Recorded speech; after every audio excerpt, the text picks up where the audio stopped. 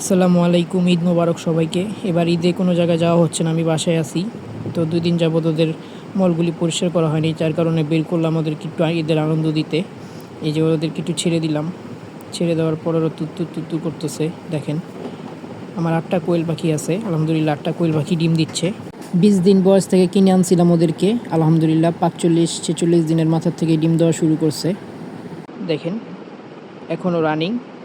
প্রত্যেক দিন কোয়েল পাখির ডিম ৭টা ৮টা ৬টা পেয়েই থাকি। কাঠের কুড়া দিয়ে ওদেরকে মলগুলি পরিষ্কার করতেছি আমি।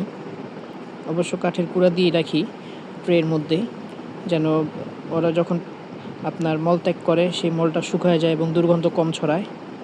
অনেক সুন্দর করে ওদের লালন পালন করতেছি আমি, আলহামদুলিল্লাহ ঠিকঠাক আছে কোয়েল পাখিগুলি ৮টাই।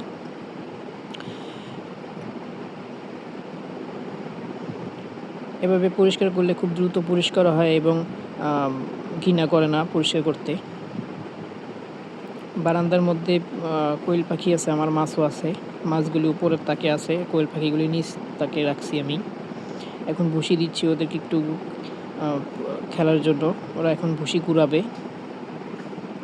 সবাই অনেক অ্যাক্টিভ, আলহামদুলিল্লাহ। এই যে দেখেন কীভাবে ওরা কুড়াচ্ছে। এখন একটু খাবার দিব আমি, একটু খেয়ে নিক।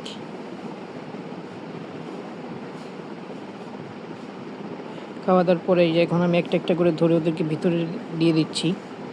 আমার বারান্দাটাও পরিষ্কার করতে হবে, আমি ধরতেই পারতেছি না ওদেরকে। ওরা ভিতরে ঢুকে গেছিলো, একটা একটা করে ধরে এখন ভিতরে দিচ্ছি।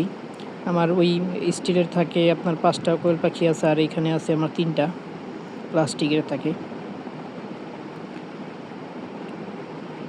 ওরা খুব দ্রুত দৌড়াচ্ছে, ধরা যাচ্ছে না। আমি বারান্দাটা এখন ক্লিন করে তারপর ওদেরকে খাবার দিব।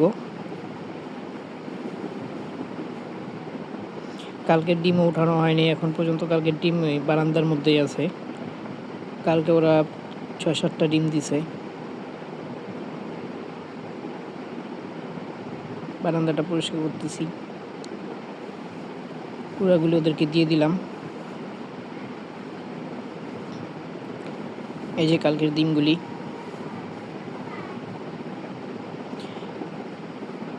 আমি প্যাকেট দিয়ে রাখছি, এই যে প্যাকেটের মধ্যে কুড়া দিয়ে রাখছি, ওরা ভিতরেই কুড়ায়, ওইখানেই ডিম দেয়।